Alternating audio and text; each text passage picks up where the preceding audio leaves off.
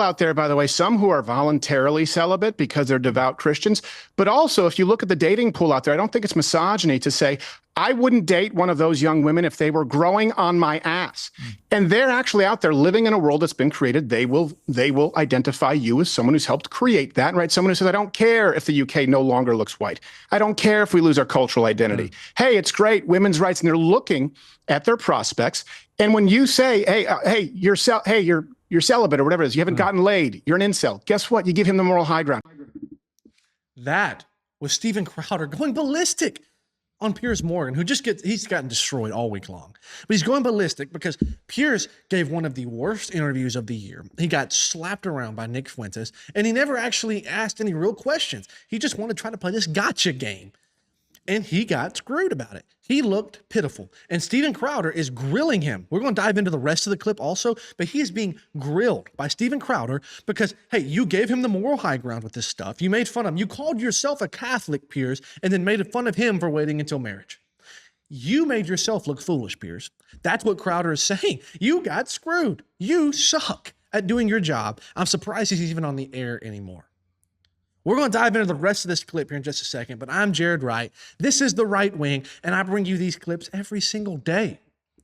So hit the buttons, follow along, subscribe, hit the notification bell, like the video, because I want to keep doing this for you. I want to make it easy for you to see what's happening in the world, what is going on, what are the people saying, so that you can see the world through the truth, see the truth in the world through truthful eyes, and understand what is truly happening. I make it easy for you. But let's just dive into the rest of this clip. You're a Catholic. We were talking about this. You said you'd be happy to talk about it.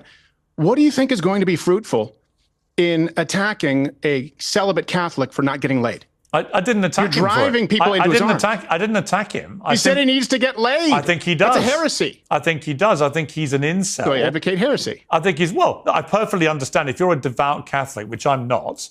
If you're a devout, I was brought up a Catholic and I was given spiritual guidance by Catholic nuns, and a lot of my family are very devout Catholics. I'm not particularly, but I still adhere to, broadly adhere to Catholicism, albeit. First off, I'm not Catholic. Don't call yourself a Catholic and then say, well, I'm not a devout Catholic. That just means, I pick and choose what I believe within the Bible. No, that just means you're not a Christian, Piers. That just means you want to believe in a man named Jesus, but not adhere to any of the rules. If you're making fun of somebody for waiting until marriage, that is heresy. You are instituting sin within other people. That's what you are attempting to do, and that is sin on your own part. So don't say, oh, I'm a Catholic, just not a devout one. I adhere to some of the principles. No. When it comes to Christianity as a whole, you either adhere to the rules or you're not a Christian, so don't call yourself that. Here's what you have to do, and anywhere short of that is not good enough. Yeah, you can come to Christ later, but in the present moment, it is not good enough. Repent from your sins, say Christ is king. Don't do this middle of the road, pick and choose what you want to try to sound nice, Piers. That's not how this works. There are parts of the teachings I don't agree with, so that's my position on it. But I can understand if he'd said to me, the reason I've never had sex... Then why bring it up, Piers? Why is it relevant whether he's been late or not? Because I said in my interview specifically, just so you know, I'll answer for everything I say. When I interviewed him, I said, I hate it when people use something that should be seen as a virtue as an attack. Out of all the views, if you view them as reprehensible, and I, by the way, strongly disagree with a lot of Nick's views, the least relevant is whether he's celibate as a devout Catholic. That's like a good thing. And so you actually give him the moral high ground. He says, hey, had he said my to me, dad out of it. Yeah, but hang on, you're putting up a better defense, if I may suggest, than he did. Because had he said to me, I'm a devout Catholic, and the reason I haven't had sex is because the Catholic Church forbids that and says you should be married before you have sex. Perfectly reasonable answer. That's not what he said. He never said that at all. So you didn't do your research, because he said that literally dozens of times. He may have said it elsewhere. He didn't say it to me.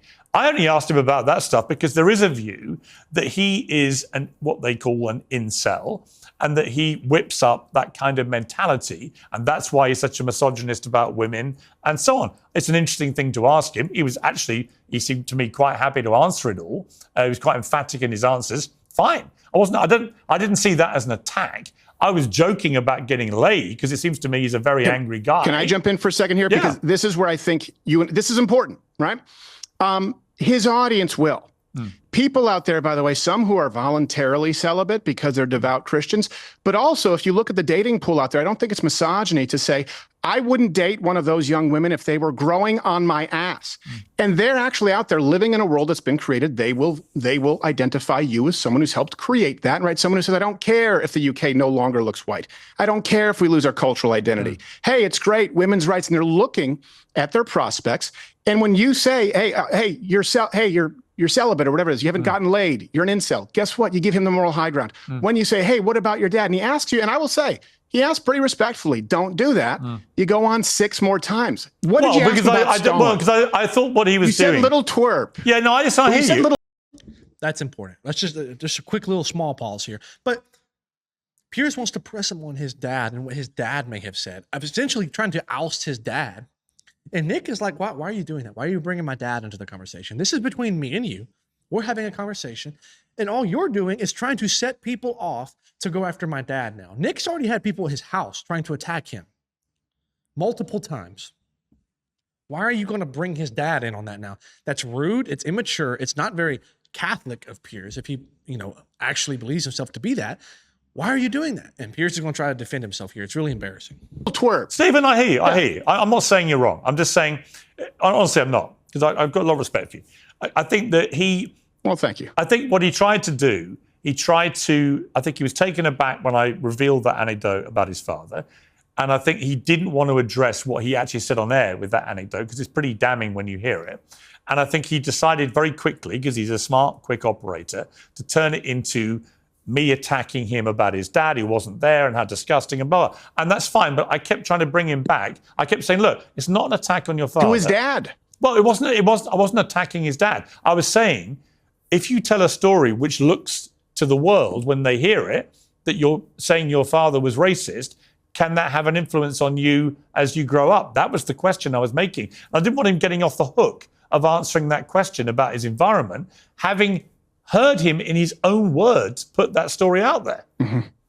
Yeah, well, here's the thing. In trying to keep him 6 times, and that's what I counted, on the hook for his dad maybe being a racist. Look, if your dad's in the Klan, it couldn't be relevant. It has nothing to do with the price of tea in China, right? What hook Well, would it is matter if you openly admit to being a racist, Hold on, isn't asking him about Stalin. And I say this because the last time I was on your show, remember we were talking about Tucker Carlson. Yeah. And by the way, I would hope that you would be just as hard on Candace and people like Tucker Sure. for some of the things that they've said. Sure. I think it's fair to be even-handed across the board. Yeah, I agree. Stalin, I said I would like to ask him about that, right? Is he a fan? Is he actually an admirer?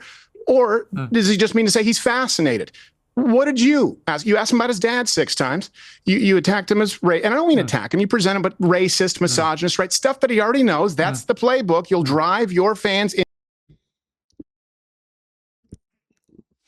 He brings up such a good point. Crowder brings up a massive point. He says, if you're going to have this conversation with him, at least ask him legitimate points. At least bring up some real conversation instead of just attacking him over his sex life, over his dad, over Stalin. He said, you didn't do any of those things. You didn't actually bring up any points. You didn't actually press him on his beliefs and ask him what he meant.